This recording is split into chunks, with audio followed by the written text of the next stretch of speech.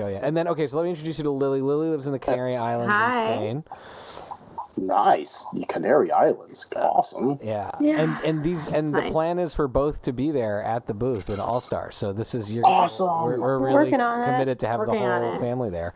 Very cool. So as I've explained, the way Friday Night Movie works is we invite you. You're joining our family for an hour. And the name of the podcast comes from the fact that when we were teenagers, all the way through when I finished college, every Friday night we would have dinner and then go to the movies with our parents. So cool.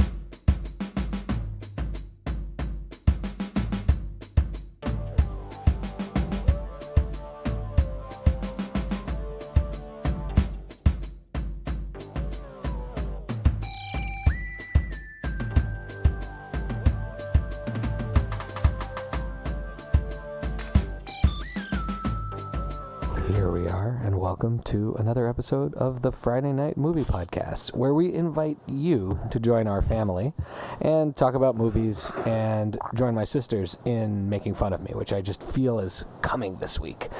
This week, we are extremely lucky. We have one of the creators and I don't know if the exact word is runners, directors, drivers of the All-Star Comic-Con. Mike McNutt is joining us. You all have heard us talk about it every week for weeks that we will be there in June. Well, we have one of the folks to tell you more about that, but he's also a pop culture expert, and so we will be hearing, he'll be joining in the shenanigans as well. But before we get to Mike, Lily, how are you doing? Yeah. I'm okay. I've had better weeks. My son broke my nose on Thursday. Now, how old is your son? Just remind everybody. He's a little shy of 3, so he's like 2 and 10 months or something. But he's a trained martial artist.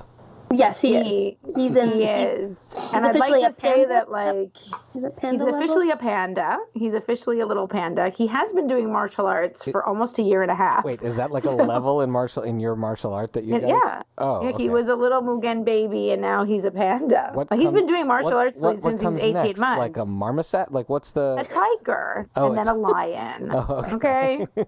And I did not realize, and I'm glad you brought up the martial arts thing. I did not realize that he had been playing. Just I don't know if you know, Becky, your baby's too little still yet, but Shy, like I don't know if ever happened where Allie maybe did something with the kids that you weren't aware of, and then they do it with you, and you're like, whoa, I don't know that like game or whatever it was. I had no idea that they had been playing. I mean, that's how I feel some sort of game. That's how I feel about my kids with reading. Like Allie's like off reading with them, and then they're like, "Oh, I want to read," and I'm like, "Ugh." That's good parenting. And so apparently they play this game where my son dives off the couch, and then my husband catches him. And they sort of like have this like they've worked it out so that nobody gets hurt and it's super fun. I did not realize this. And I was alone for like a whole afternoon with my son on Thursday and had been doing all these fun games because he kept trying to because he's related to us, want to watch TV. And I kept being like, no, let's go do this fun thing. And we built a fort and we did all this super fun stuff. So I put a mattress. I had this like extra mattress around. I put it on the floor and we were like jumping on it and do those really, really fun things. And he goes on the couch and I was like, why don't you jump off the couch and jump onto the mattress and like it'll protect your fall and be so fun you can jump. But you told him in English and he doesn't speak English. He does speak English. Like a little bit though. Like a little. He speaks English fine. He definitely understands me. And so he jumped off the first time, but he jumped pretty far and I was like, whoa, man, like no, jump, don't dive. Like, what? And then he looked at me like, whoa, you don't get the game. But now I realized that's what he was trying to say. And then he did it again, and as if he was diving off the high dive, but into my face. And so he goes and does this like massive dive off the couch, and I'm stunned like deer in headlights. And I leaned forward to try and make sure that he would be okay. His forehead hit my nose like a bat cracking a baseball. Like, wow. Oh, God. just I heard it so clearly, blood everywhere. I'm just holding my nose, running around. He just yells, "Mommy, you hit me! Mommy, you hit me! Stop crying, Mommy! Stop crying!" It was so bad. I ended up calling, my husband's a professional kickboxer and martial artist. I call him to come home from work because I'm like, he'll know what to do. This happens to him all the time. And so he comes running home. He's like, you just go to an ER. The babysitter will be there soon. When she gets there, you go to the ER. And I was like, you need to come home. He comes home. I'm waiting for him. By that time, the babysitter showed up, thank God. At this point, I don't even know who my kid is. Like, I don't want anything to do with him. And so thank God the babysitter got there. Because I was like, I cannot deal with you right now. And my husband, set my nose, which was something Whoa, that I didn't like think a boxer. like a boxer. I didn't think that sentence would ever come out of my mouth. It hurt a lot. And then he was like, oh, you're going to be fine. Now you should definitely go to the ER, though. and of course, our mom after called me. She's like, you need a plastic surgeon. I cannot believe you let him touch your nose. Anyways, well, to be fair, your nose is already pretty. It was a little bit bumpy. I don't think it makes that much difference. I would say we're working with pretty banged up material anyway. So, hey, go to the ER, whatever. There's not much they can do. It just needs to heal. It's incredibly painful though, and like you can't sneeze, and like the water on your face in a shower is pretty bad. I'm sorry you're suffering, but unfortunately, this is not a podcast about broken noses. Sure. So, but I will say that I would like to use the broken nose as a blame for then that next day, me staying in bed pretty much the whole day and watching Lindsay Lohan's Beach House. Because the pain wasn't enough. Yeah, and I'm just curious if anybody else out there has seen that show. Because I would like to say it was like due to pain, but that show it's crazy and weird, and it's embarrassing to have watched it. All right, Becky, how are you doing? Granted, you have no time to tell us. I'm recovering from Mom arriving at 1 o'clock in the morning yesterday on her whirlwind trip to God knows where from place to place. So I'm great. I'm a little sleepy. Okay. That's it. And with that, let us turn to our guest, Mike McNutt. Mike, welcome. Hey, no problem. Thank you for having me. I don't have a broken nose. You're one step ahead of me. I got several hours of sleep last night, so I'm wide awake. Step ahead of Becky. Yeah, so I'm really good. I'm good compared to the three of you guys. You coach your son's team, so you're a far better parent than any of us, right? 2 wins. Both boys won yesterday. Happy about that. What sports? They both play basketball, 2nd grade and 5th grade. Oh, nice. Wow. So, happy dad. They knew I was happy, so, you know. Oh, that's great. Okay, so Mike, we are so thrilled to be exhibiting at our first Comic-Con. I went to All-Star last year for my first time, and it had the most amazing energy, the most amazing feeling of community. And when the email popped up this year asking if people wanted to exhibit, I said, you know what? If we're going to do it, this is where we're going to do it first. This is a community I want to be a part of. So fantastic. Now, we're so happy to have you guys. And definitely community will be the term used a lot, I'm sure, in this interview. So, exactly. And so let's start there. Again, we've been telling our listeners forever that we're going to be there. Tell us and tell them what the mission of the All-Star Comic-Con is. All-Star is really, and the funny thing is we just had a 6-hour planning meeting last night, myself, Kevin, and kind of our consigliere, Kurt Comfer from Loudon Pride. He's the guy who develops and designs all the rings that you received last week at VA Comic-Con, along with a million other things that we do. He's pretty much our brand developer. So we had a long planning meeting, kind of taking care of the bells and whistles. And the idea, we started talking about All-Star Con and more and more and more. And the idea, it's an all-around unique pop culture celebration. And the term pop culture. I love that. That's and that's what when people ask us, and we were very fortunate. Dream life. Oh yeah, my ring right here. Yeah, you got your ring. Right on. Where are mine? Here's my season 2 rings. Here are all my season 2 rings. Nice.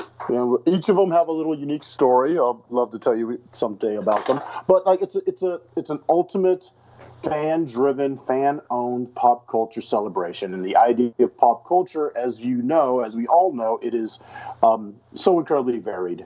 But we try our best to capture as much of pop culture and all those little kind of threads of pop culture. We use the term fabric and texture a lot when developing and designing everything that we do for this event.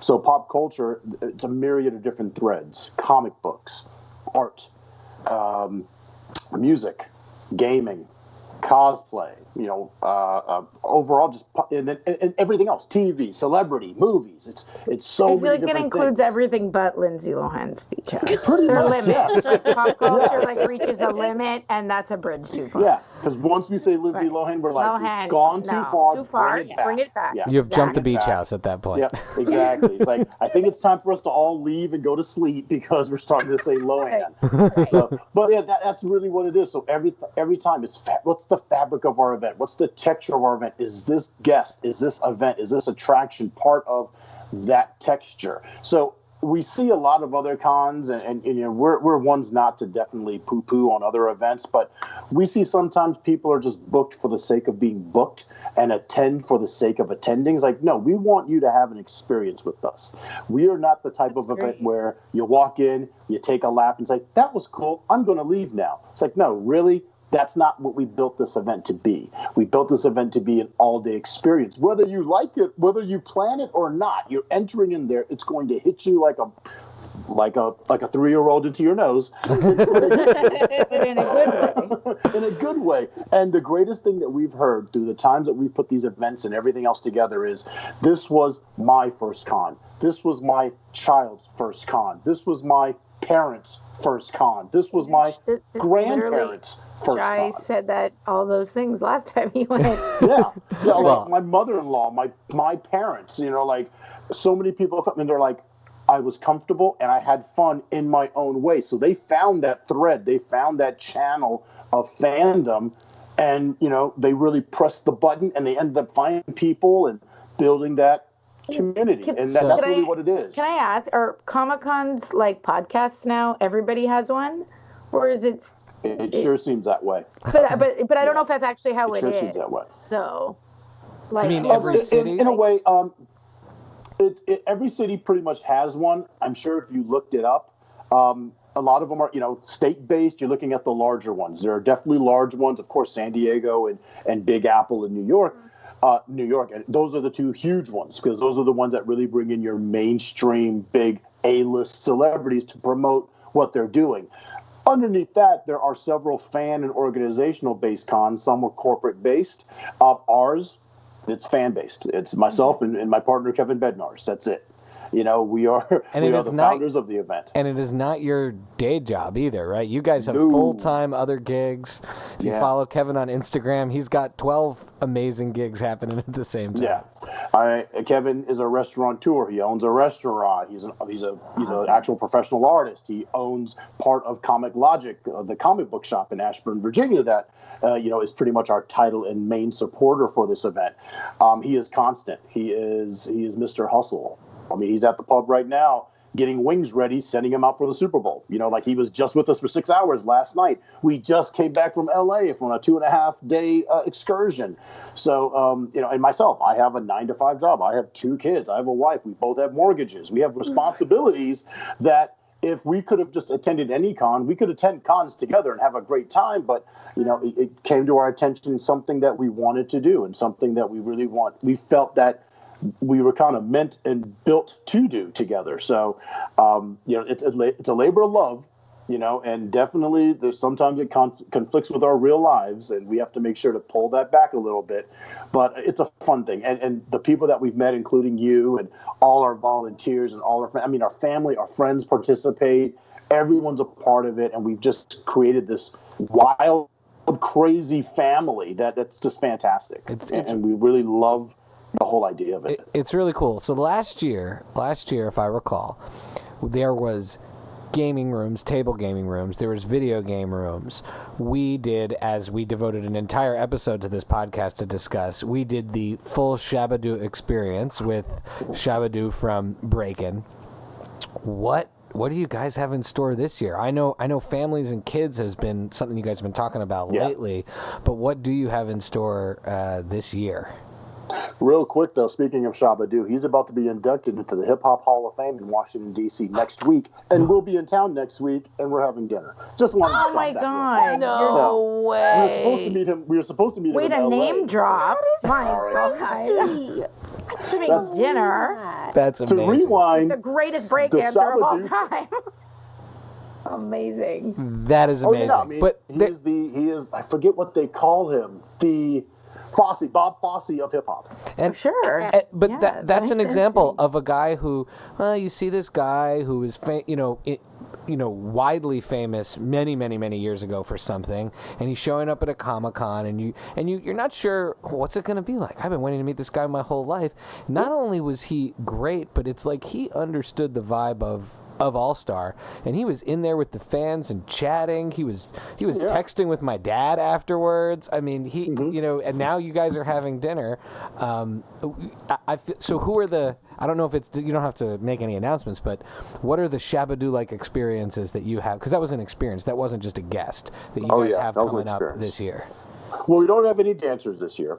So what we're doing this year, it's just what can we do to continue this great momentum and the positive feels, and that can always be different directions. I'm sure you guys are familiar with a documentary based in the 80s and 90s, I believe, called King of Kong. Fistful of Quarters. Yeah. Mm-hmm. Okay, well, we have... I have a... Yeah, sorry, go ahead. Continue. We have the main, I guess, is it antagonist? Or it's antagonist, the one and only, as he calls himself, and I will agree, the greatest video gamer of our generation, the one and only Billy Mitchell will be a guest at All-Star Con. That.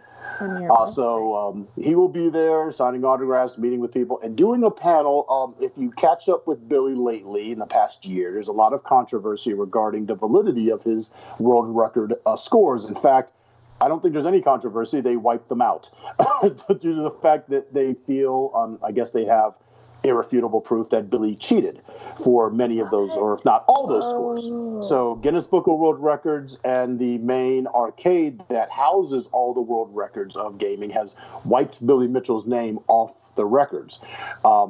Billy feels that that's not true, and recently Billy has, I think, set or at least hit 1 million in Donkey Kong or something like that. So we're giving the most dangerous man in video games a hot mic, and we're going to give him 45 minutes, and we're going to let him talk. That's amazing. So have you ever seen the movie, is it called Pixels? Is he the character? He must be the character that Tyrion Lannister is based on, right? The guy who is the greatest Pac-Man scorer. The Peter Dinklage character. Yeah, that's really cool. I love that movie, by the way. Tyrion Lannister is not his real name. Jai. But Jai, Will, have you guys seen King of Kong? It's so good. It's such a great doc. It's really fun. Becky, it's on YouTube. It's on YouTube. Catch it on YouTube. Yeah. The whole thing's on YouTube. It's great. Becky's our resident documentarian. Yeah. But that's one of them in terms of 80s and 90s. Probably one of the most recognizable names and faces of that era. C. Thomas Howell will be one of our guests at All-Star. Wolverines. Yeah. That's awesome. That was a fun get. And accompanying him, who is also a guest of ours, is Brooke Langton. And Brooke was in The Replacements. She was Keanu Reeves' lead, the cheerleader in that. We are recently. You don't need to know The explain Replacements. This and is the fact that on your website, that's not listed as her main movie. Like, you're just confusing the public because it's just sort of like that's the only thing that matters. You may have to start the restraining order for my sister now for Brooke Langton. I go. I love the movie. Well, we love her. When it was offered to her, we were like, we saw the descriptions, and then the final description was what really sold Kevin and I. And if you guys follow us on Instagram and Facebook, you'll know why. She was Nikki in Swingers. Oh, yeah. The object of Jon Favreau's stalking for that evening. So, we're big fans of the movie. We visited the Dresden Tuesday night, this past Tuesday.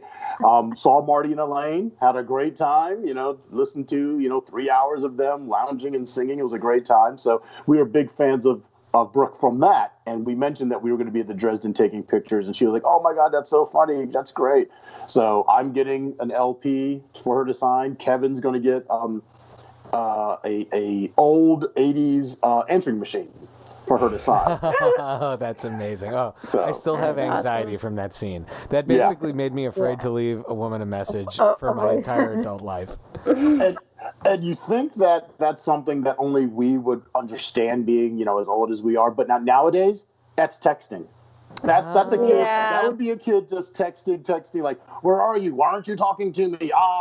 That's what that is. And then you'd get that, "Hi, don't ever text me again." So you would get that same feeling. But not only those guys, but we really decided to skew closer to the comic books, where I'm sure Becky's going to just go blank for the next couple of minutes. But we have Gail Simone, who is highly regarded as one of the top comic book writers of all time.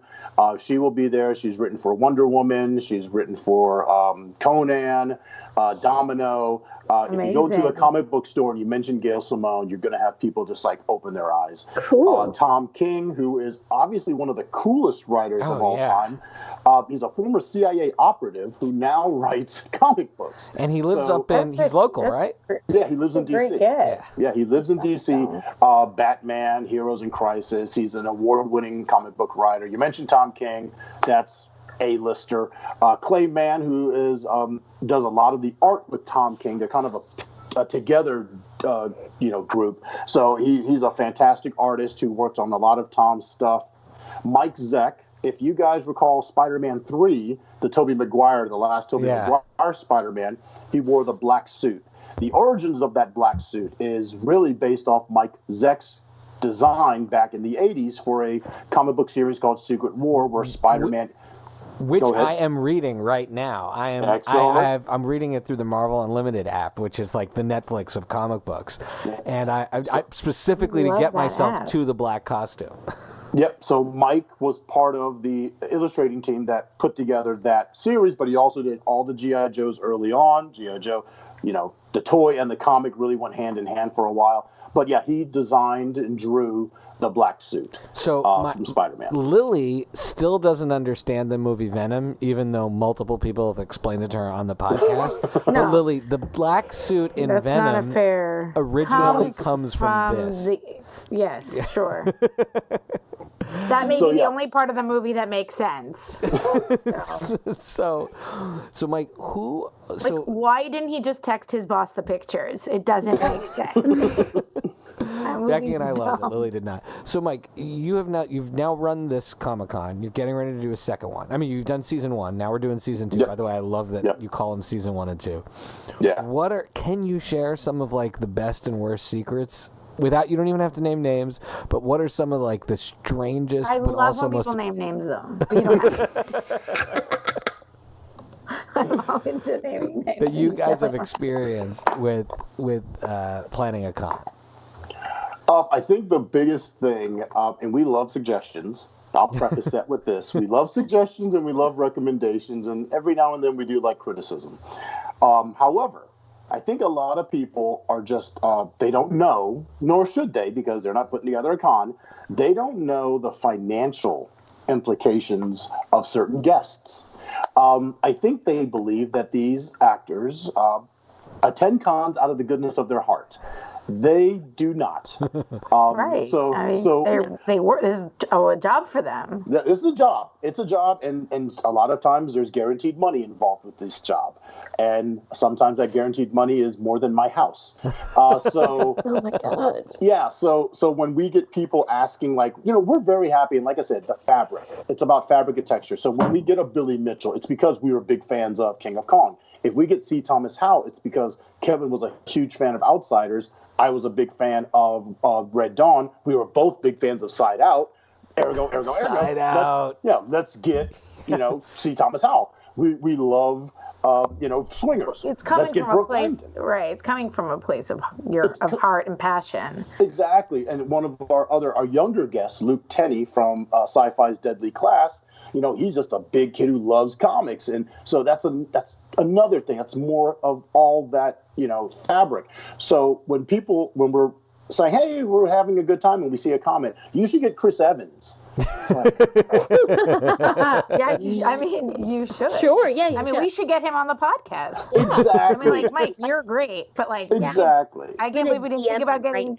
I can't believe we didn't think about getting Chris Evans on the podcast. So or unlike Hardy to talk Venom. Exactly. Like, so, yeah, he can explain it too, Lily. Unlike other cons, we show a lot of transparency, and Shai will know that. I mean, we do our videos. We don't hide anything. we're an open vein. So if you piss us off, we're going to mention it, like in some form or fashion. And we'll also let you walk through. We'll walk through the inner workings. I mean, last night we did a stream of just sitting in Kurt's basement talking, and we just hit record and let you guys look into our planning. We didn't look at the screen. We just, okay, what are we going to do about this? What are we going to do? We didn't talk bad about anyone, but we are totally transparent. We want to show, like, this is how everyone should show you. There's no hidden agendas. There's no, So, when an actor asks, when we invite them, most actors are available. Believe it or not, they're available for the right price. Right. So when they say, yes, and when they say, yes, it'll be $100,000, you're like, okay. So now you're looking at that, and we map that out. We respond. I respond to every single person in a full paragraph what that $100,000 would mean. Number one, our vendors who have a very comfortable price that they attend, and we've been sold out 2 straight years, their prices would go up. Everything would go up. Right. Attendees' prices would go up. We would develop a package for that said celebrity that we would hopefully try to recoup some of that $100,000 that we just spent. So now attendee, Shai, Becky, Lily, you can't spend money on our vendors who we truly cherish because there's a local Right, I'm not going to go buy an illustration because I spent all the money I can afford going to see Chris Evans. Yeah, to see Chris Evans. So you're happy you get your Chris Evans. A lot of people can't afford Chris Evans, but they also can't afford to attend because now we've hiked up the ticket price to cover the fact that we have Chris Evans. And so like we explain, and once we explain it, they're like, I didn't realize that. Thank you very much. I'm like, yeah, I'm not going to sit there and patronize you saying, good idea. We'll think about it. Hell no, we're not going to think about it. We can't get Chris Evans. My wife wants Jason Momoa. All right? We could Jason about that. Yeah. I feel like that's a reasonable ask. Yeah, it is. And she's constantly asking. She's like, if you get Jason Momoa, I'm like, what, you're going to leave me? I mean, I don't want that bring set up. Lisa Bonet. Then, we're working on 80s theme and then a pop culture theme. If he could bring his wife, I want them together. Exactly. He just happens to hang out. She's not even an announced guest. He's just there to hang out. Yeah, that'd be the worst tease ever. And he's there to hang out, and you get him for free.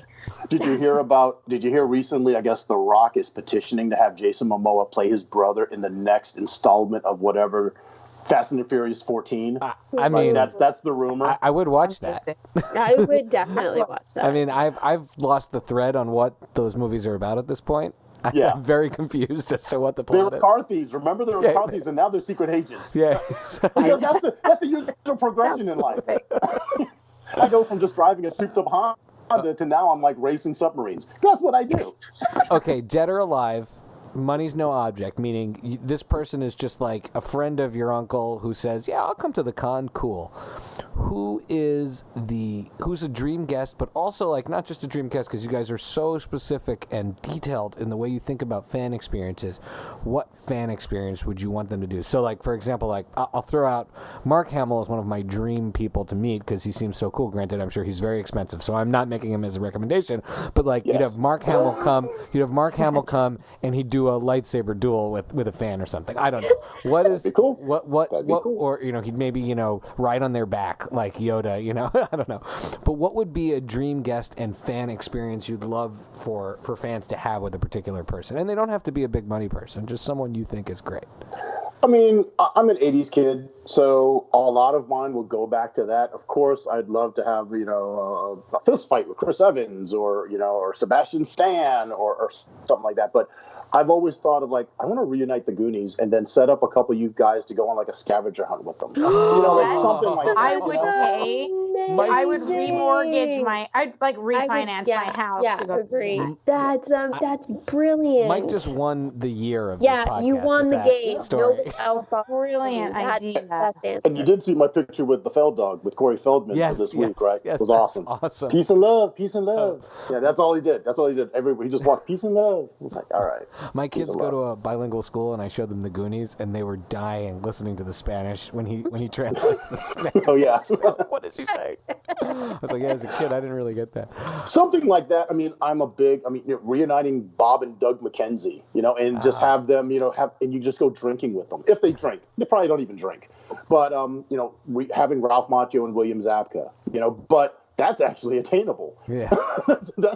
We can actually do that and do like a karate thing with them. We work with the DC Stunt Coalition, and they could do something in connection with those guys. But I mean, even with artists, to have like a great artist workshop with a couple of these folks and the comic side of things, that's the experience. We want that texture. We want people to be, and that's the great thing about All Star. And in all the years that we've done it, the one great thing that they've said, and Kevin and I used to produce a previous con before All Star. All our guests have been fantastic, and our folks, the attendees, have had the opportunity to spend more than 14 seconds with them and talk to them and tell them how special they were to them and how much it meant to them. So that's a great thing, the intimacy that we produce and encourage at All Star, that we don't want to be a 20,000, 30,000 attended event. We'd be happy with 5,000, and there's a really quality 5,000 that appreciate the guests and tell C. Thomas Howell, hey, I love, watching Side Out made me want to play volleyball.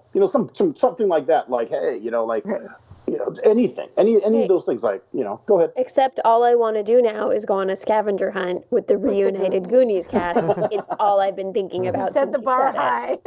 So, well, we will have a scavenger hunt there, but no Goonies. So we will have a scavenger. That's pretty cool to have a scavenger hunt. That's a great idea. We are committed. We have been designing the experience we want people to have at our booth. We're gonna have the ability for people to actually join the show for mini segments, and I'm gonna put together. We're gonna edit together like a couple of All-Star Comic-Con specials, because when I feel like anyone who comes to a con would be an amazing podcast guest, because you have people who have depth of knowledge and passion for things, and there's like that's one of the fun things about podcasting is like anyone can do it, but anyone can do it, which is why it's great and which is why people I think connect to it. So we want to reach that connection out further and hopefully have lots of folks at All Star. I mean, I've already met so many cool folks at the All Star events year round that I want them all to come by and do stuff with us.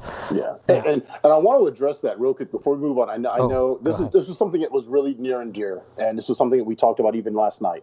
You had a question to me on the notes about community. Oh, yeah, and absolutely. How that came to be, and I know you guys will appreciate and love this. Summer camp, you had a great week. At the end, everyone's crying, everyone's hugging, because you'll see them next year. 365 days, you'll see them next year. Remember when you used to go to school in the 80s and 90s before there was the internet and cell phones? What did everyone do the last day of school? Everybody was in tears.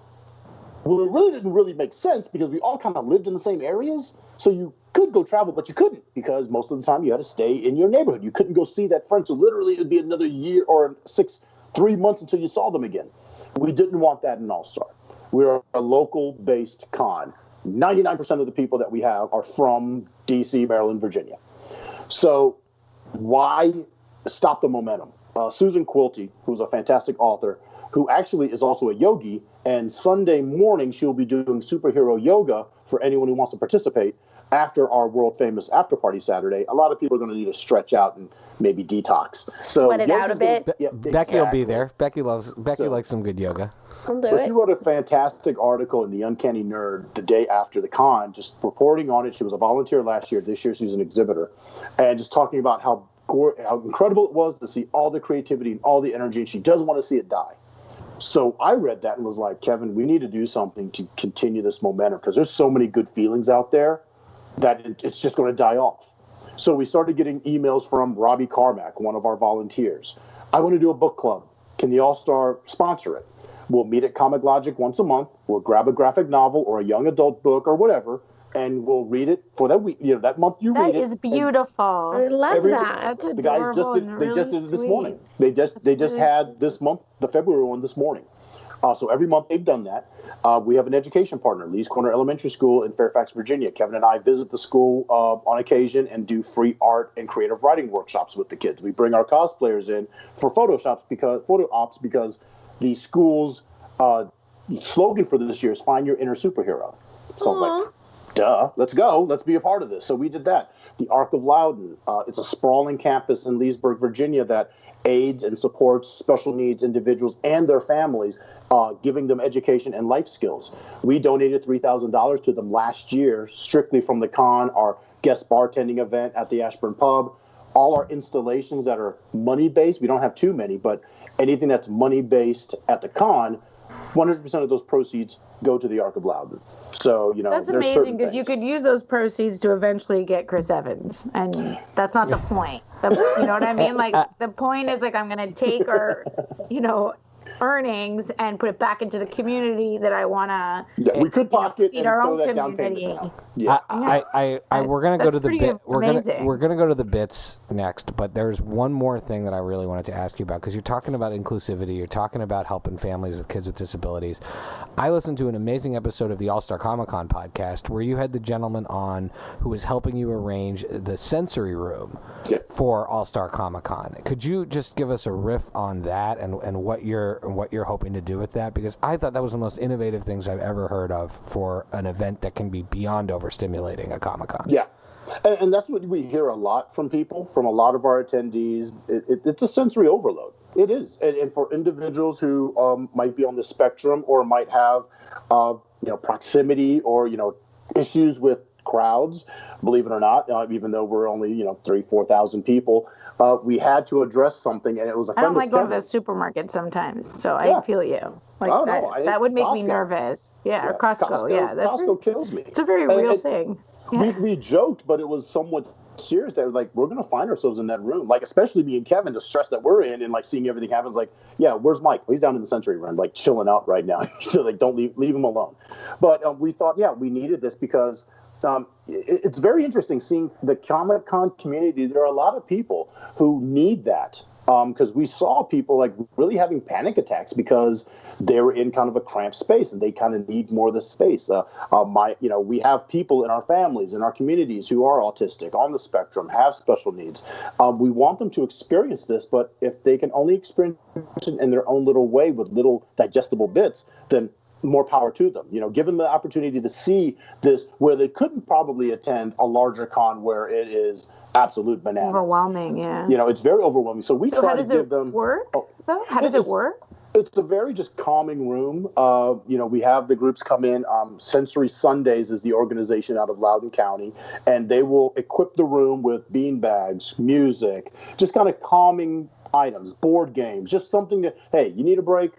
Come on in this room, take a break. You feel good? All right, come on, go back out there and check it out. Check out some more things. So it's just a room. We're also considering doing mini tours for people within the con where maybe right now we're going to go check out Artist Alley. Let's go check out Artist Alley.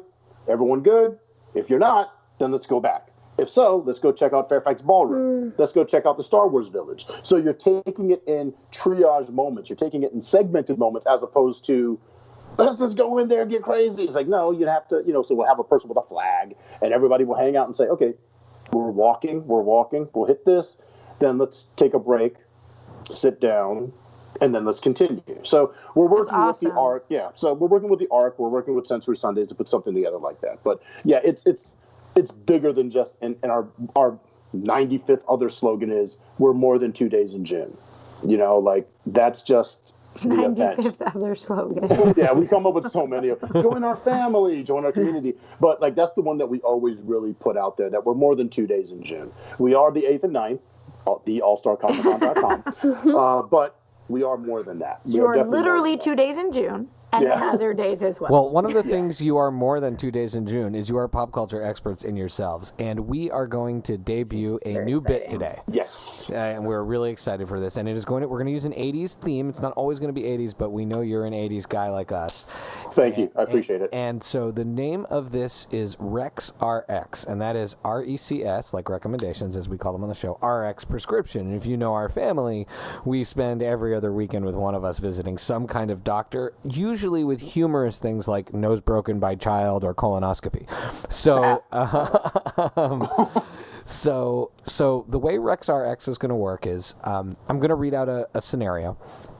In the future, we can use actual real input from audience members, or Lily, Becky, Mikey. I mean, anyone can come up with them. But I came up with a few for this week, and I'm going to read them out. And then your job as the panel, and I'll play too, I guess, is to give your prescription, your RX, for what would treat this particular situation. So I'm going to go with a classic for the Corman siblings, because Lord knows this happens to us, one of us every couple of months.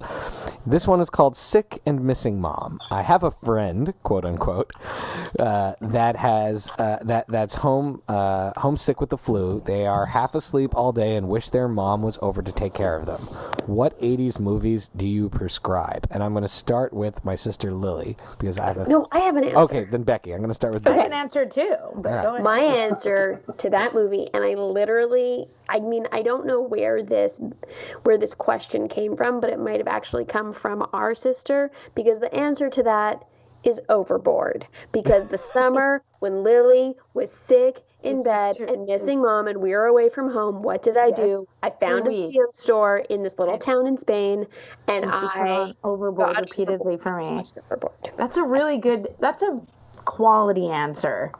Mine was different, but that's actually the correct answer. So, even though I would prescribe Ferris Bueller's Day Off, because I feel like it kind of makes you feel better at the fact that like his mom is so nice and stuff, but he's like too cool for her. Right. Like, he makes you feel like, you know what, I want to do my own thing. I want to be. Whereas I thought Overboard, because it's like a great story about like a mom. No, Overboard is the right answer. I'm just saying that I thought of like if I was feeling down, that movie, like there's no way that movie doesn't make you feel better. Yeah. All right, Mike, the doctor. You know what? I took it a different angle. I was looking really at the mom, and I was looking at 80s movies, and I don't know if you guys noticed, moms are really absent in a lot of really good 80s movies. It was really odd. Like, I was looking for movies for mom. In the 80s, I'm like, like, if you look at Karate Kid, like, Mrs. LaRusso was working. Like, a lot of the moms at that time in the 80s were, like, working jobs.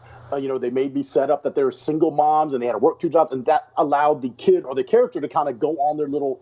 Like, where was the mom in Goonies? Like, she was just... That's a good point. Where were any of those moms? It was really hard. So, like, I kind of went... I have a couple, like Mr. Mom. I love Michael Keaton. I was going to say, Mr. Mom. Yeah. That was one of them that I used to watch all the time. And, like, the chili with the baby scene, like, really freaked me out for a while to eat chili. But, and Michael Keaton, even then, like, I think all the accolades we give him, he's still underrated in terms of an actor. This podcast agrees. Yeah. And I feel like that's like, I don't mean to give you recommendations for the Comic-Con, but I feel like Keaton, I don't know how also really expensive, Lily. You think he's really expensive? Very expensive. Yeah, I guess. Really expensive. Because he's been like a Keaton resurgence, so I guess. Well, that's the bad thing with Khan. Right. You don't want the guy with the resurgence. You want the guy that's kind of been plateauing for a bit. Exactly. But also, I was thinking another one is Space Camp. You guys ever seen Space Camp? Yeah, but I admit that gives me a ton of anxiety, because I'm really afraid of being lost in space with like other kids who were just supposed to be at camp. Is that a real fear? Like, is that something that you grew up like my list, one day? My list there's a weird neuroses that will run through the movies that, like, certain ones, like E.T. probably is a fear, but it's not a comforting movie to us. Yeah. There's a Do you have, like, a fear of, like, quicksand? Like, stuff that you will never see in your life? Yeah, for sure. For sure. Like, after that scene in The Princess Bride, like, oh my goodness, I'm totally... I'm also afraid that's why I don't go into forests. But yes, Space Camp is a cool movie. Kate Capshaw, is that who's in it? Yeah, she's a very motherly figure in there. Oh, so. She's the one who kind of takes care of them, who smashes against the thing with the oxygen, or like she's the one who gets kind of knocked out, and then the kids have to fend for themselves. Leah Thompson, Kelly Preston. I mean, Kelly Preston, Leah Thompson. Come on, get out of here. Yeah. I mean, and then Lee Phoenix, a.k.a. Joaquin. Yeah. Oh man, I might have to do a rewatch of Space Camp. Okay. It's awesome. I'm gonna go with one that literally has no connection to feeling better, other than factually speaking. In our family, it was probably the most watched sick day. We often had sick days, and then we just pile on, and the other siblings would be like, "Wait, Shai's got a sick day. I want a sick day too." And so like all the kids would just be home. And for me, just the movie of sick days for me has and will always be The Untouchables. We used to watch The Untouchables. Or Who's Harry Crumb? Yeah, or Who's Harry Crumb? But I'm thinking The Untouchables. That's the one I'm going with. It's this great crime epic. You're sitting there laying down with a fever. It's got good actors. You feel like you're learning something about history. I don't know why, but that is my sick day movie.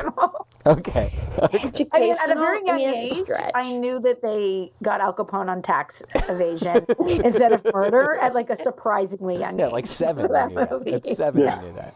All right. Okay. So our next case for the doctors. The sensitive jock who doubts himself. This is not based on anyone in our family because we have no jocks. I have a friend who is a former star jock from his high school. He was super popular for his sports achievements, but is a poet at heart. He's now a high-end financial consultant who is thinking of a career change. What 80s movie do you prescribe?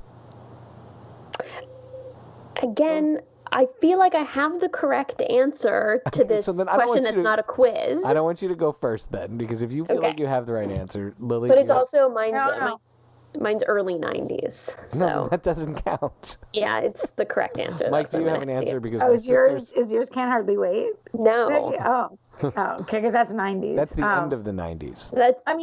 I would say, I don't know why, Stand By Me came to mind with that one. Oh, interesting. Okay. Like going deep. Yeah, going a little bit deep there. Because Will Wheaton's character is a writer? Is that the... Maybe. And just sort of, it's like a coming-of-age adventure story that's not the Goonies. So those are like the two that I would go with a more serious note on this one. My angle with this is... That or Top Gun. I mean, so he can feel better about himself. Movie. That's true. My angle with this is a sports movie, but one that inspires you to be your true self. It's not about being the sports star. It's about being your true self and following your dreams and your heart. And that's Rudy. It's got to be Rudy. Oh, okay. I love that movie. I would appreciate We do not talk about that movie enough. really likes that movie. You got to believe in yourself, and that's the first thing. And I feel like if you're considering a career change, watch that movie. All right. Mike? 2 tied. 1, non-sports related, but an inspirational piece of Rags to Riches, changing yourself, being a better person. Secret of My Success. Oh, that's a great one. Cool movie. That is really cool movie. One of his best flicks outside of Back to the Future and Teen Wolf. But then they also one which is sports related and shows definitely you can become anything you want to be. Definitely, and I think I'm going to put this before Secret of My Success, Wildcats with Goldie Hawn. Oh, yes. Which made me kind of go, I don't know, for some reason, I guess, Michael J. Fox, I was thinking that maybe Teen Wolf. Wildcats, you had Wesley Snipes, Woody Harrelson, Michael T. Williamson. So you had a great cast, and it's football, and it's inspirational. Oh, yeah, and intense, too. I mean, it's a comedy, but it is true, like in a lot of those 80s movies, when you go back and watch them, there's some serious stuff. Dark, serious parts. Yeah. There's some deep parts in there. Yeah. There's when they break that stopwatch of hers and she's really upset that they broke her dad's stopwatch, that sticks with me, that moment. And yeah, that is a really cool movie. I haven't thought about the movie in a long time. I like that movie a lot. It was a little bit odd though. She seemed to have like a thing for Woody Harrelson, like her student. There was like a little bit of a sexual tension. Again, it's the 80s. There's like some problem kind of crossing inappropriate it was boundaries cool. of lines. It was cool in the 80s. Yeah, it was cool in the 80s. I'm going to go with, maybe this one's too obvious, but I'm going to go with Breakfast Club because I think That's always the right answer though. Like if you give that movie everything. Okay, maybe that's too easy then. But I was just thinking, sports star. That is right, the jock that has a heart. Yeah. Just wanting to show the jock that there are other people that they could connect to. That's going to be my choice. Okay, last but not least, this is based on a true story. My a friend, or maybe your older brother, just had a colonoscopy and is recovering. What 80s movie do you prescribe? There's only one answer for that one. Ooh, what is it? So it's not a competition and it's not a quiz, but I have the right answer. They're all right answers. What's actually funny is that when I read that one, I immediately thought of Ferris Bueller's Day Off, because I really? I feel like that's a movie that you can kind of like lay in bed half asleep, half awake, and just laugh, and like it off by heart, so you can you don't have to like be totally zoned in, but it's going to be every minute. I was going to say the Princess Bride. Oh. Any particular reason? Just because it's so great, and if you fall asleep, it's no big deal because you know it off by heart, and it's so funny and the best. Marriage, yeah, it's just so good. Anybody else when they were getting married just like had that playing in their head the whole time? Marriage when you're standing up there. No. So now we know what that big smile on your face was. Yeah, during your ceremony. All right, Mike, what do you think? What would you... Again, this is a little bit for me since I did have a colonoscopy this week, so... Now you have to tell us what you watched. I would say You're a Buddy, so something that will make you feel good, but also give you the spirit of friendship and camaraderie. Tie between One Crazy Summer with Cusack. Oh, that's a great one. People joining together. And because I just saw him this week, License to Drive with Feldman and Hayes. Yes! I was going to, I was going to say, I bet you that's going to come out at some point. That is such a classic. Funniest thing, and if you follow our Instagram, Kevin and I, we did a lot of those Delta Bravo photos of famous movie sites. Oh, yeah. One of them was the Fast Times at Ridgemont High School. So we took a picture in front of it, and there were some cops there. Don't know why. And we thought, well, they're going to think it's kind of weird that two almost middle-aged men are taking pictures of a school during school hours. So we kind of talked to them real quick and said, hey, guys, we're just taking pictures of the Fast Times school. They're like, oh, yeah, cool. And in perfect L.A. Hollywood cop fashion, they started giving us pointers of other locations. That's so they're like, amazing. do you know and he said, do you know the License to Drive high school, or junior high school is right down the street? And I was like, yo, number one, you're dating yourself by telling me the License to Drive school is down there. And number two, thank you very much. We're heading over there now. But it was pure Hollywood that the cops know where different movie scenes were shot. That's amazing. I remember I did watch License to Drive on a sick day, actually, at home. And on this podcast, I have sung that song. I won't do it now, but that's one of my favorite songs. Oh, yes. Get out of my dreams. That first beat, when you hear it is fantastic. And we might play that at our 80s and 90s VIP gala, which you guys are invited to Friday night. I think that should be on the playlist. It's going to be all 80s and 90s. It's all 80s and 90s. We are going to tear it up. It is going to be a lot of fun. The three of us like to party. I actually, what I did watch while I was recovering, as the anesthesia was wearing off, this isn't a movie. I did catch up on Riverdale, because Riverdale, as crazy as it is even crazier when you're partially on anesthesia. And so, but I was going to go with, I was thinking stomach problems. I was thinking you want something that makes you feel better about what you went through, and I had to go with James Cameron's Aliens.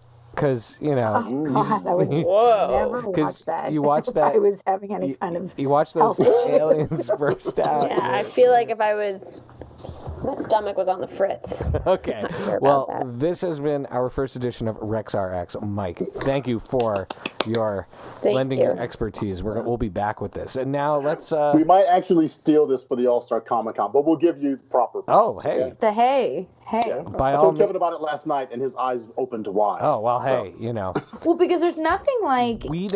there's nothing like medicine, actual medicine and antibiotics and stuff, but there really is nothing like giving somebody the right recommendation at the right exact time when they need it. Oh, yeah. Like, when someone's like, I just had a breakup, or whatever it is, like, what can I watch to make me feel better? Center stage. That's your moment. Dance what you feel. Yeah. That would be really... Center stage, yes, true. Because for a while that was... You're basically like playing doctor at that point, and like helping somebody heal. So you're You're a therapist. It's part of the emotional recovery. This will be among the many things that people who come by the booth will able to play with us live there. So they'll be able to play this. We'll play Buy, Rent, or Meh. Buy, Rent, or Meh is one of our is probably our signature thing. We'll also probably do a little bit of what we call Pitch Imperfect, where you get to pitch either what you think a movie should be based on its teaser trailer, or pitch like a sequel or something like that. What else am I forgetting? I feel like we have other. We have a bunch of games. Yeah, we have Buy, Rent, Meh. Buy, Rent, Meh is the that's where we give you 3 We're options. gonna have like a Wheel of Fortune spinning wheel. Yeah. There's a lot. There's it's going to be playful. And we will be giving out pancakes, or are we just going to go eat pancakes? I don't know. I have to have separately. I eventually got to catch up with Mike and Kevin and find out all of the logistical requirements and rules. Can we have a hot plate griddle? at our Can we have booth? an electric griddle? And That's a fake. We're not. Yeah, Fire. I don't know. That's called a fire hazard, guys. You might want to cook them somewhere, and bring them. So maybe cookies that look like pancakes. It's okay. I actually have an idea. I know what we're gonna do. Microwavable pancakes. I think there's a microwave in the restaurant area. There you go. Way to go. Well, we'll Don't have good get us thrown out giveaways of the so con that just yet. aren't gross like soggy pancakes. As long as you don't sell the pancakes, I guess we're fine. Yeah, no, we're not. We're not selling pancakes. So, okay, now speaking of recommendations, though, let's talk about what we're watching. I actually want to kick this off because I watched in the span of a week Lodge 49, which Lily was the first one to pick up from our group because we had said, "Hey, everyone, let's watch a new show. Let's watch Lodge 49." And then I was the only one that did it. And Lodge 49 has this kind of Lebowski. Sure. Lebowski, but a little more serious in the time of this era's recession. Some folks in Long Beach, California, who gather around this fraternal order. It's on AMC. It stars Kurt Russell Jr., whatever his name is. Wyatt Russell? Wyatt Russell, who does a phenomenal job carrying that show. It has a great couple episodes. There's another Russell out there? I didn't know that. Well, he's their progeny. So they have, because they're mystical creatures to me, the two of them. Goldie she's Hawn got her own kids, right? Like Oliver Hudson and Kate Hudson, and then I don't think he has other kids, but then together they made I didn't know there was another Russell available. Kurt. And so Becky, you'll like it. There's a lot of surfing and water in it, and people being mellow and following their dreams. For me, what originally drew me in was that I knew that Bruce Campbell did a 2 or 3 episode arc in it, right, which ended up being towards the end of the season, which totally was enjoyable. But it was just some quirky characters kind of trying to overcome tough circumstances, but it was like drinking a really nice drink by the pool, right? On a day where you're kind of depressed, so you just need to sit by the pool. And to me, it was great on a plane. I watched it on a plane, and it was you're just chilling. It was kind of a perfect plane ride show. Great acting, great writing. It came at the right moment for me where I need it, so I can't say oh, this is the next, biggest show, but it is a really cool show. And then I have to make an important admission to you all and to Lanz, one of our favorite guests, and Ash, also one of our favorite guests, who work with me on the and America. And America. who are the amazing co-hosts of the Golden Nerds podcast.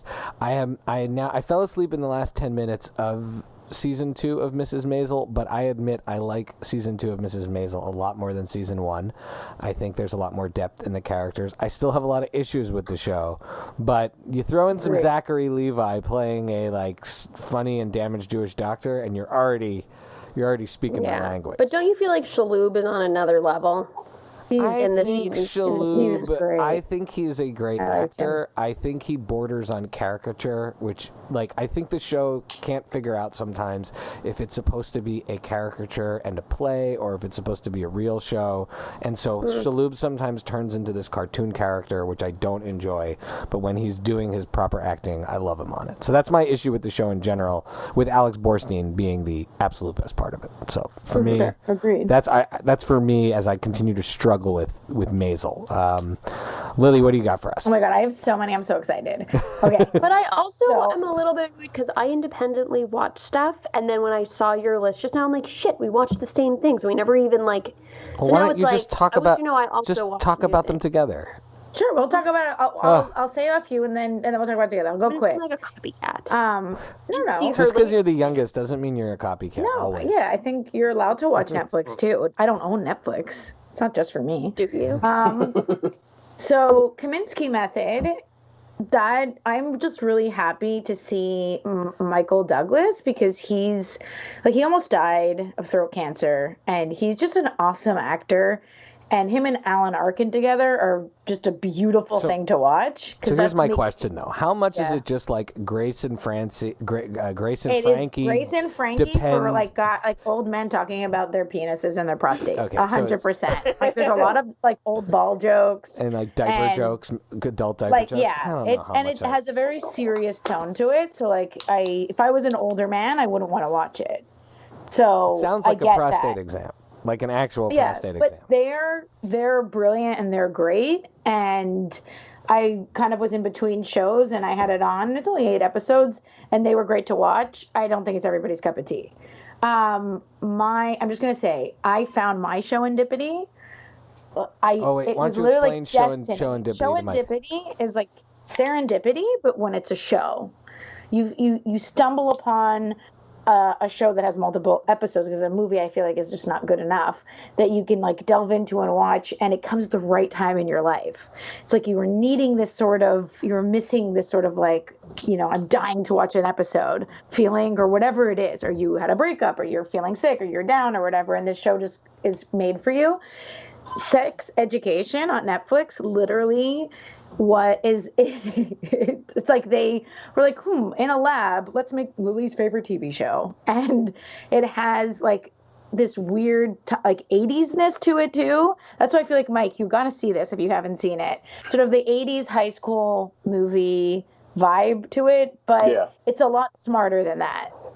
And I feel like it was at no... I saw a trailer for it and I was interested. So what's interesting... So I watched most of the first episode. No, wait. Going into it, I had this prejudice against it because I had tried a couple of different Netflix shows that were like supposed to be this like dark British kind of thing, like Everything Sucks, and I know there's like another one, and I hated those shows so much. And I went into this being like, it's going to be another one like it. And so it took me a while to actually finish the first episode. And I was like, I'm probably not going to like the show. I'm not going to watch it. And then Lily, you kept talking about it. And I have to tell you, I am all in on it now. Wait, I'm sorry. This is a British crime show? I thought, what is it? No, it's a British like a dark, but it's not as dark as I thought it would be. And it has a lot more heart. I just feel like a high school movie, but in a show. But like, they happen to do an American type of thing, and they're Brits. And I've heard them talk about it. No, but I just feel like I've tried other successfully made an American show. Right, I feel like I've tried other British shows, and that are supposed to be like punchy and edgy, and I just thought that they were heartless and stupid, and honestly just not very interesting to me. And so I had automatically put this in that category, and I was so wrong. And I like every episode, I'm shocked at how thoughtful and deep and interesting. I have to say, like, I find it's very rare to see something like stuff just kind of misses the mark. I find lately. Yeah. And maybe like we were saying with Maisel, like they're trying, but like sometimes there's a few things you're just like, what? This show does a great job at using the tropes that we love from all those 80s movies and from, the 90210 and like the high school stuff. I don't know if you watch 90210, Mike, but like, you know. Yeah. I mean, if you grew up remotely in the 80s and 90s, it was a phenomenon. It's like, it was a phenomenon. And they managed to, and then they remade 9-0 and it was so bad. And this sort of manages to pull all those different things, but without overdoing it too much and having the heart in the right places and being different and edgy. And so I was very impressed. I loved it. And they're renewed for season 2. I will say, because of Alana Austin, careful watching it in public because it's very graphic. And so, I mean, there's a full frontal male nudity in the show. So I didn't think about it. There's also like a lot of vaginas. There's vaginas. In, like, they show, right. They show full frontal nudity for men and women. That's true. And like toplessness and stuff. In the context, you're making a weird face, Shy, but in the context, it's all in humor. It's very funny. Oh my God. I can't even tell you how I'm watching this show and I'm thinking, it's so weird how the woman that plays the main character's mom looks exactly like the chick from the X-Files. I'm like, it is her. this It's is so Gillian weird. Like, I Anderson. cannot It's Gillian remember how it's Anderson? Yeah, and she's pretending to be now looked it British. up on IMDb. I could see the shock on your face. She's great. But I'm on I didn't think about doing the warning, but Alana got upset that, there's other things that we haven't warned and she's then watched them on a plane or something. I did not watch the show on a plane, but I was on a plane last Sunday. And I'm walking down the aisle, and all of a sudden I see on an iPad just like full-on teenagers having sex, like in an aisle seat on the iPad, which everybody can see. And I'm like, first of all, this is a great show. Second of all, this guy was like 75 years old. I was so confused. Lily. I wanted to be like, dude, turn your screen, and amazing show. And that's really cool that you're watching this. But yeah, warning, maybe not watch it in public because it's graphic. All right, Lily, you have 12 more recommendations, so I'm going to go to Becky. No, I'll skip. Yeah. I have a whole other thing to do about another thing that I saw that was very annoying. And then I saw Fyre Festival that Becky. Right. All right, Becky, take us to it, Beck. So I'm only going to talk about Fyre Festival. It's the only, because I, like Shy, I've been watching Future Man, Lily, been watching Sex Education. So there's two documentaries out right now about Fyre Festival, which, if people don't know, it was this, supposed to be this luxury, 4-day long music festival in the Bahamas that turned out to basically be a big fraud, and people flew out there and basically got stranded with like no food and water and like a tent city, and it was very dramatic as it was unfolding. Not at all. It sounds like the worst Comic-Con ever. And it was very big scandal because it was promoted by these social media influencers. So there's two docs out, one on Hulu, one on Netflix. I did my research. There's no way I was going to watch two. I chose the Netflix one because it supposedly had much better access and interviews in it. And I have to tell you, it's like watching a horror show train wreck. I literally had nightmares last night. Have you seen it, Mike? Yes, I've seen both. I saw both. Which one did you like better? Oh yeah, which one did you like better? I liked Hulu just because Billy was interviewed, so you could see the stupidity in his face anytime they asked him a question and he couldn't answer it. They paid him for that interview. Yeah, they paid him for that. I mean, I think they both had fantastic merits. I thought the Netflix one was going to be conflicted because the guys who produced it were the F. Jerry guys, so I thought they were going to make themselves look a little better, but they didn't. It was very high integrity. As a meeting professional for 25 years, and of course as the co-founder of All Star Con, it definitely made my skin crawl. It made me very uncomfortable. We produce like massive film shoots. We produce a championship every year. A martial arts championship. So it's not as large as your Comic-Con, but it's an event that involves like hundreds and hundreds of people, thousands of people, and people coming from all over the place. You do the Comic-Con. If you've organized a birthday party and you watch this, you're sort of like having palpitation. I feel like it showed me, it really exposes everything that's wrong with basically my generation, millennials, tech bros, excess, our obsession, literally tech bros, like you said, make my skin crawl. They make me want to vomit. And that's what this guy, Billy McFarland, is. He is a tech bro. Well, I think he's also like a sociopath. He's a con man. He's a con man and a sociopath. And my wife was like, "How could he do this?" I'm like, "He's a sociopath." He has no empathy or anything. But it's quite phenomenal. The social media part, though, I have to say, inspired me. So I was like, it is such a powerful tool. I need to be doing better with my business. Right on. But I actually think it's such an interesting study in really our obsession with celebrity, our obsession with luxury, the whole concept of FOMO, and it's really an interesting study about this moment in our culture. It's something like our kids will watch one day, and I hope be like, wow, you guys are idiots. And I'm not kidding. I had two back-to-back nightmares last night that I was stranded. I was stranded in that place. That means you would have had to have enough money to buy a ticket to go there. Well, in one of the scenarios, it turns out I had crazy ninja skills, so it was cool. Good. But, so that's awesome. I think it's called Fyre, the greatest party festival that never happened. Or whatever. And one. Uncomfortably enough, there's not a documentary on it, but if you peel back and you look up Universal Fan Con, there is actually that was around here. In the Comic-Con world, there's frauds in the Comic-Con world that are very, very similar to what happened with Fyre Festival. And yeah, Universal Fan Con was a convention that was to take place last year in Baltimore. And God, they followed the template to a T. Really? Week 4, 5 days before the event were supposed to take place. There were people flying. They canceled it. Well, at least they canceled it. Well, they just let all these schmoes turn and up. let me say something nice about the All-Star guys, because I remember when Universal Fan Con got canceled, and you all went and turned around and did something nice for the fans of Universal Fan Con, right? Didn't you all welcome them? There was some, I forget what it was, but you all, I remember, were like, hey, we know people are bummed about Universal Fan Con. Here's how we can welcome you into the All-Star family. Yeah, we offered a discount. We offered a discount to anyone using, I think it was Universal Fan Con or something. And there were other organizations in the area who actually put together that weekend in Baltimore a mini con because, like you said, people had tickets. People had hotels.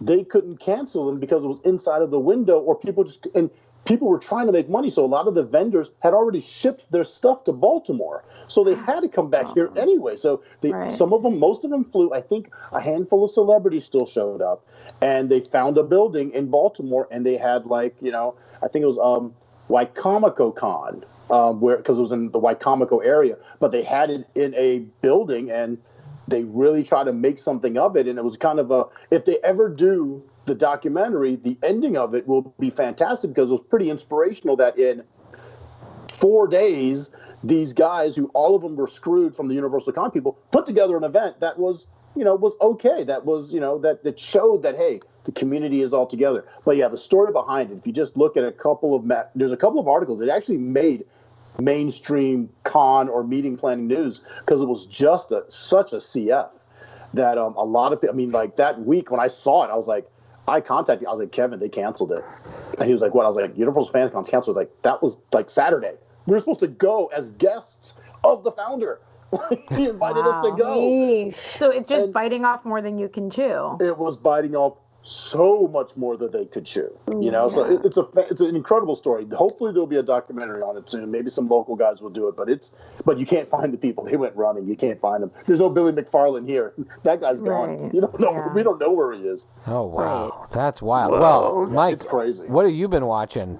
That isn't life-changing documentaries on event planning. I did start watching the Ted Bundy tapes last night. I couldn't watch it. I watched the trailer like 3 times, read his Wikipedia page, and then couldn't pull the trigger. Yeah.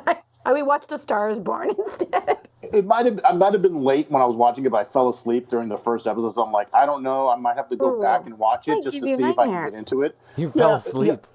Yeah, I did fall asleep. I was like, I don't know if I can do this. Yeah, I'm watching Ozark on Netflix. I love that show. I think I've loved everything I think that Jason Bateman has ever been. Yeah. What season are you on? I just started. We just started. So it's great. I'm soaking it in. It's dark, and I really like it. It's dark. I love the way it's shot. And I love the characters, and I'm really looking forward to seeing how he gets out of this mess. So it sucked me in. Good. There's one, your serendipity. I had one last year, Imposters. It was a show on Lifetime. It was a series on Lifetime. I think it went for maybe 3 seasons, and I just watched it on me and my wife watched it. It's a very funny, intriguing show, and it's silly and funny. Look it up. It's about that was your serendipity? That was my thing. We hit it right at the perfect time. I've had a couple of those. I think I was sick once, and 24 became my serendipity. I watched I watched 5 seasons of it. Like it seemed like in a weekend, and the first CSI. Las Vegas CSI was also one that I hit it at the perfect time, and I think it was because they did a marathon, and I think I was sick or something.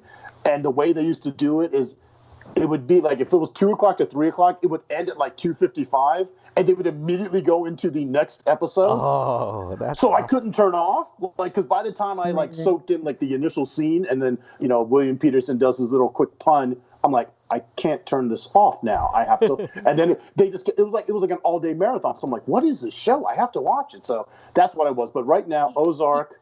You can get Imposters on Amazon Prime. Yes. Oh no, I love it. Watch it, folks. It's a funny show. Ozark. Of course, the Goldbergs. I'm watching that. I've been watching that. I absolutely love the show. And then Deadly Class.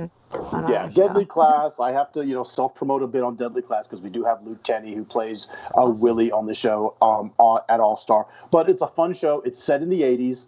A lot of 80s references. Very punk rocky. It's based out of San Francisco. And it's about a school, if you're not familiar, a school of assassins. High school student assassins. And pretty much it's like dark. High school. I mean, it's very Riverdale-y.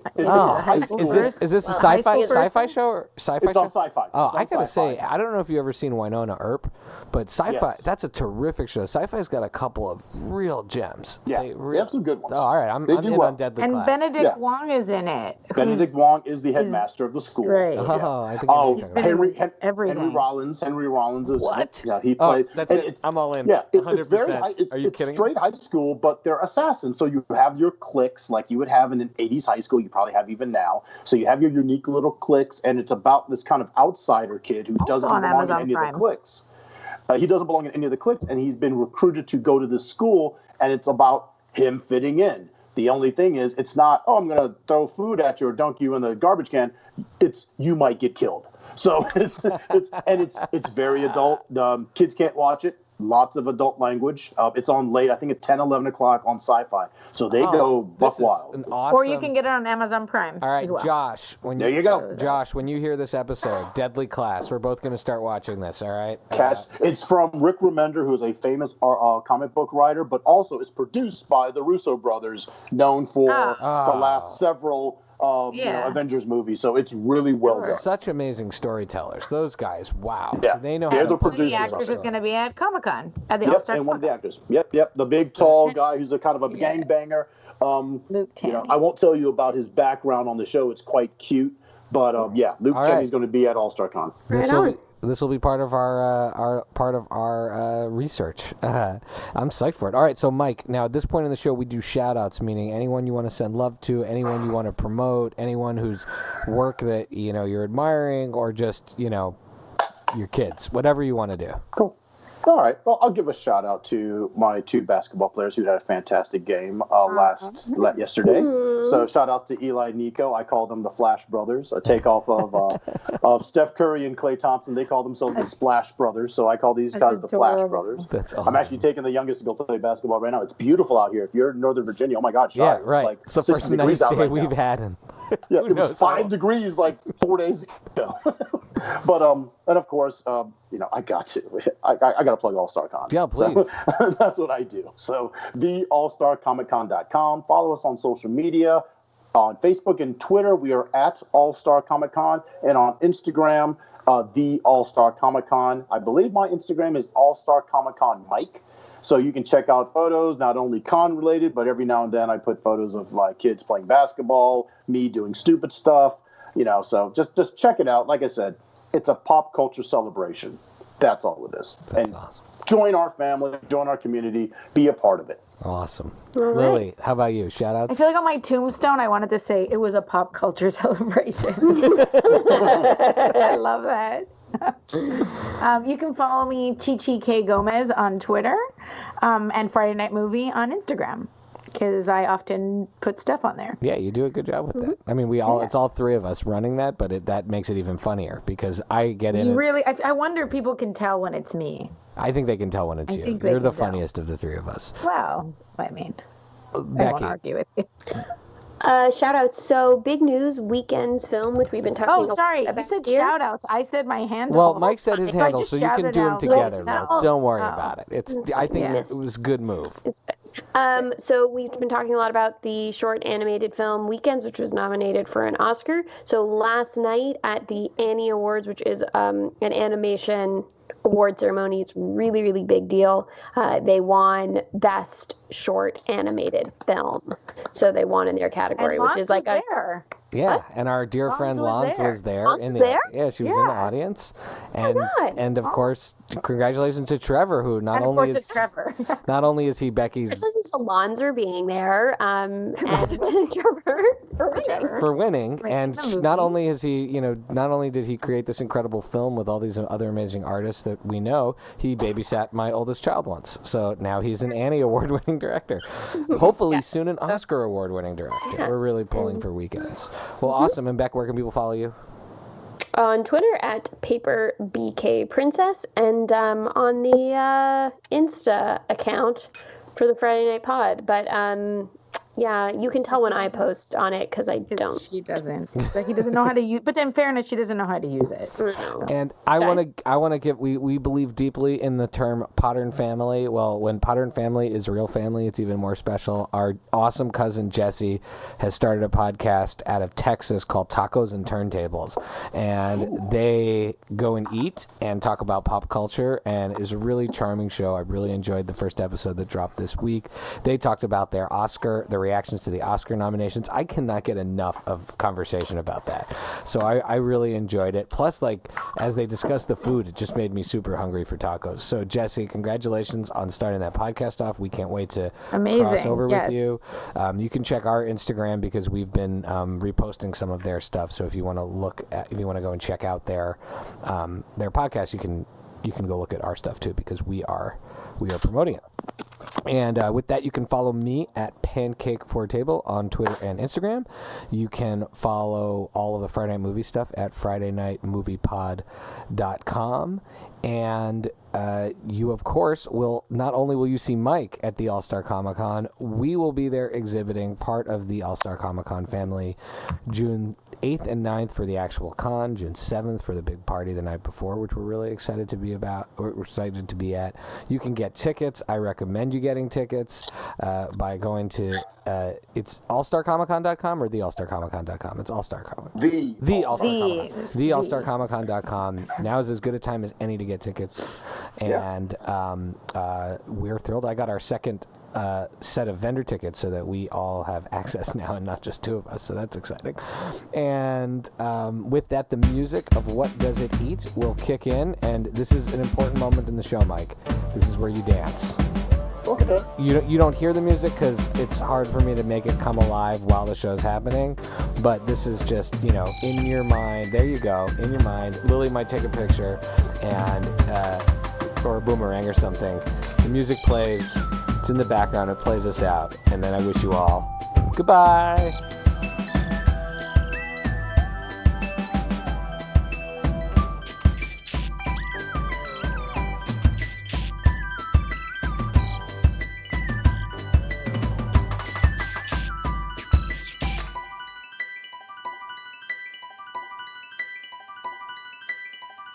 This is the best dance. Dancing. Yeah, this is the we had, and Mike wins. Yeah. Somebody taught me that. Oh yeah, amazing. That was so hard. Oh my goodness. I know, because he did it slow, and I could do it slow, but he was like, "Now do it fast." I'm like, "No, I'm doing it." Oh my God! slow. So you're gonna have dinner with him?